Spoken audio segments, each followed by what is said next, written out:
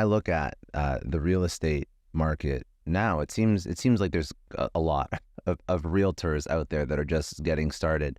Was it as competitive back then in the 80s as it is now? Has it always been that competitive? Just to understand what the dynamics were for like you getting that job and you making your mark and how successful you were. Yeah, well, I think the world has changed pretty dramatically. If I take you back to the 80s, commercial real estate wasn't really a mainstream job category. A lot of the folks who were active in commercial real estate back then, it was a second, third, fourth career for them. They had done other things, got into real estate somehow.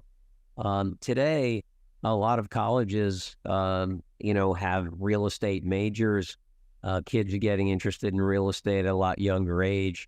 Real estate has become a much more mainstream asset class in terms of institutional investment. So I think it's changed very dramatically. And, interestingly, folks have said to me, well, gee, now with all the new technology you have, the deal process is so much quicker. There must be so much more business going on today than occurred back in the 80s and 90s. And the interesting thing in New York is that each successive decade, there have actually been fewer properties sold.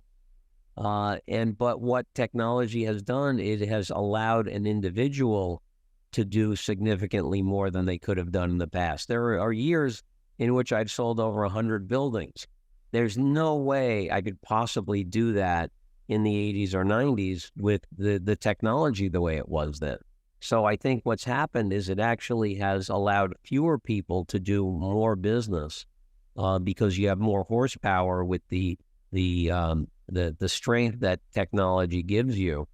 But it's probably a smaller industry today than it was previously.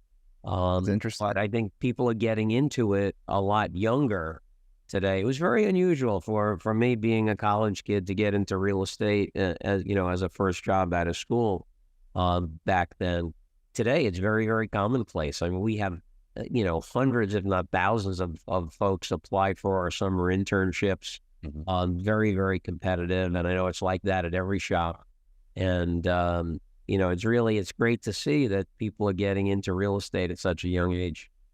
And when as you sort of progress in your real estate career, in New York specifically, what pushes you down the route of doing commercial? Because that's a behemoth that you're taking on. I'm assuming that it's hyper competitive. The best of the best take it on. This is where you've built your career. So what was the passion in commercial real estate? Because that sounds a little funny, right? Like passion for commercial real estate. It's something that passion for making money, passion for solving a certain problem. How do you get a passion for commercial real estate? Yeah, it was always fun to, that first summer driving around looking at the buildings, and don't forget the security in commercial buildings is very, very different in the 80s. I mean, you basically could walk into any building anywhere.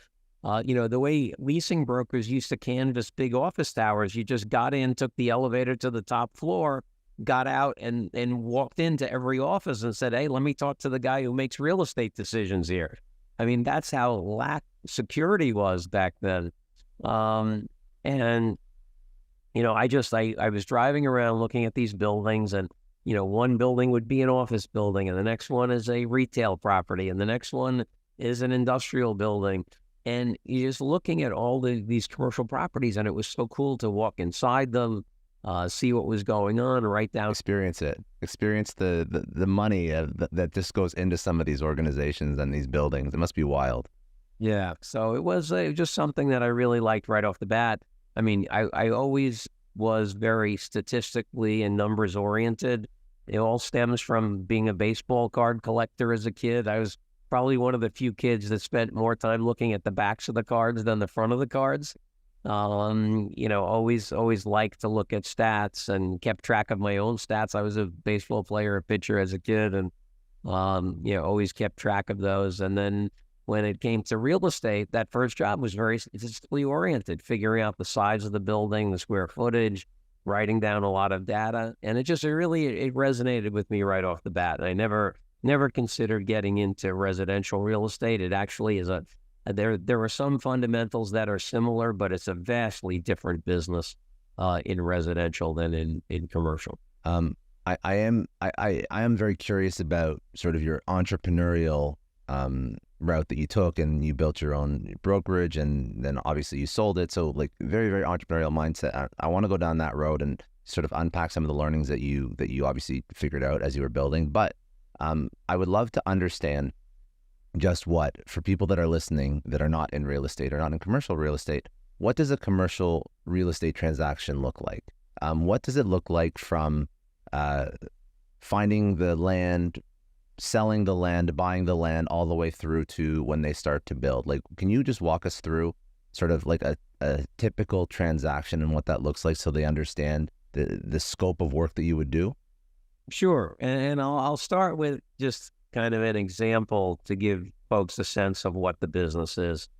And I always try to simplify it in a way that you really can very transparently understand what it is. So let's say I was going to leave New York and I'm going to go to Iceland, and I'm going to sell rocks for a living. What I would do is I make up a list of everybody that owns rocks. I then study the rock market, understand what different types of rocks sell for, how many there are of each type, look at sales trends, and really become an expert on the value of rocks. And then I'd make up a list of everybody that wants to buy rocks. And I would try to develop relationships with the people who own the rocks. And when they want to sell the rocks, I'd ask them to hire me exclusively to be their agent to sell them. And then once I got hired, I'd call all the people that want to buy rocks. And that's the brokerage business in a nutshell. So basically, I have a list of folks that I'm trying to develop relationships with that own real estate in New York. I'm trying to explain to them that, I've done it before. I have the capability. I have expertise in the subject matter. And that if they hire me to sell their building, I'm likely to get them a higher price than if they hire somebody else.